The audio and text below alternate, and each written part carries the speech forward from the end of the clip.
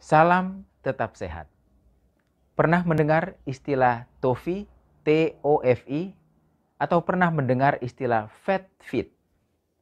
Ayo belajar bersama bahwa tampak luar dari seseorang tidak menjadi ukuran baku bahwa kita sehat atau tidak sehat. TOFI atau TOFI adalah kalimat awam bahasa Inggris yang merupakan kepanjangan dari thin outside, fat inside. Di ilmu nutrisi disebut sebagai metabolically obese, normal weight atau MONW, yaitu seseorang dengan indeks massa tubuh normal tetapi dengan persentase lemak tubuh yang tinggi, terutama lemak di dalam rongga perut, di sekitar usus, di sekitar ginjal, liver, dan kemudian di dalam otot-otot dari perut seseorang.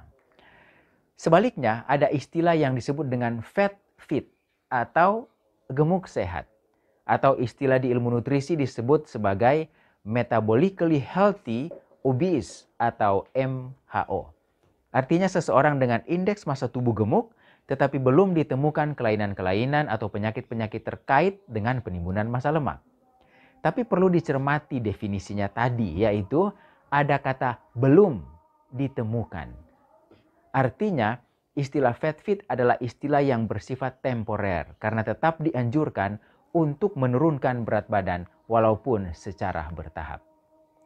Sebaliknya pada TOFI, walaupun indeks massa tubuh normal, tetapi harus segera menurunkan bukan berat badan tetapi massa lemaknya. Walaupun secara otomatis tentu saja akan terjadi penurunan berat badan. Tetapi penderita TOFI juga dianjurkan untuk segera meningkatkan massa otot agar berat badan tidak jatuh pada kondisi di bawah indeks massa tubuh normal, yaitu 18,5 kg per meter kuadrat. Artinya, penurunan massa lemak pada TOFI harus disertai dengan usaha untuk mempertahankan massa tubuh tetap normal. Dan jalan satu-satunya adalah tentu saja dengan meningkatkan massa otot. Istilah yang paling tepat terkait dengan permasalahan berat badan ini sebenarnya adalah think to fat loss, not weight loss. Karena memang inti masalah berat badan ini ada pada penimbunan jaringan lemak.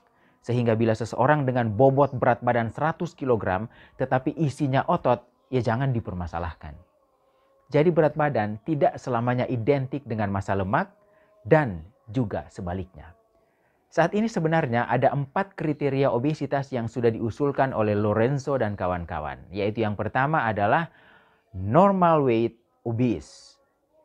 Yang kedua adalah metabolically obese normal weight atau TOFI yang sedang kita bicarakan.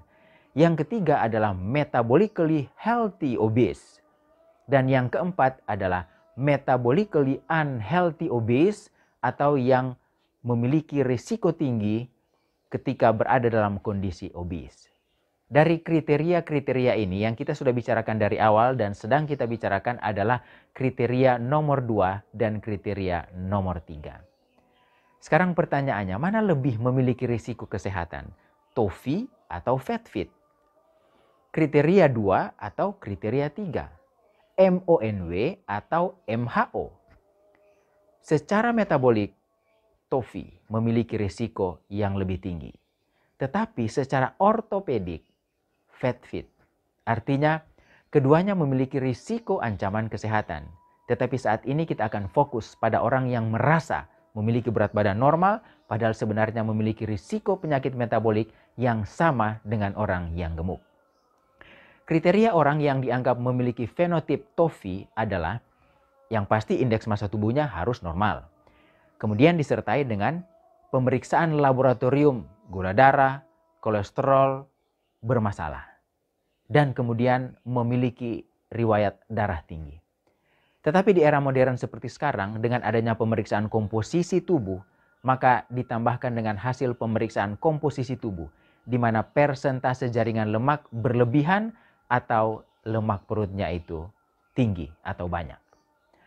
Ini adalah contoh alat pengukuran komposisi tubuh yang digunakan di rumah sakit tempat saya bekerja yang dapat mendeteksi kelebihan jaringan lemak atau persentase jaringan lemak yang tidak normal. Jadi intinya, lemaklah yang menjadi fokus permasalahan dalam hal ini. Mengapa lemak berlebihan menjadi masalah? Yang pertama, karena jaringan lemak berlebihan akan menyebabkan terjadinya peradangan secara kronis Dan zat-zat kimia hasil dari proses peradangan ini, bila dihasilkan secara terus-menerus, akan menyebabkan terjadinya kerusakan dari berbagai fungsi sel. Yang kedua, yaitu jaringan lemak yang berlebihan ini, lama-kelamaan tidak bisa ditampung di depot penyimpanan lemak tubuh yang normal. Dan akhirnya akan disimpan di tempat-tempat yang seharusnya bukan tempat penyimpanan lemak. Misalnya di antara sel-sel liver, sehingga terjadilah fatty liver atau perlemakan hati. Dan akhirnya mengganggu fungsi dari hati atau sel-sel yang lain di dalam tubuh. Yang ketiga, jaringan lemak menghasilkan hormon-hormon tertentu. Dan bila terlalu berlebihan di dalam tubuh, akan meningkatkan produksinya dan kemudian mengganggu keseimbangan fungsi hormon di dalam tubuh. Ketiga kondisi ini akhirnya akan menyebabkan penyakit tidak menular, penyakit jantung, penyakit kanker, kencing manis, penyakit paru kronis, dan lain-lain. Dan juga akan menurunkan daya tahan tubuh, sehingga meningkatkan risiko penyakit menular atau penyakit infeksi. Sebagai kesimpulan, berat badan normal belum berarti sehat. Ingat Tofi, thin outside, fat inside. Dan akhirnya, think to fat loss, not weight loss. Makan dengan bijaksana untuk menurunkan massa lemak Anda. Ayo, makan cerdas.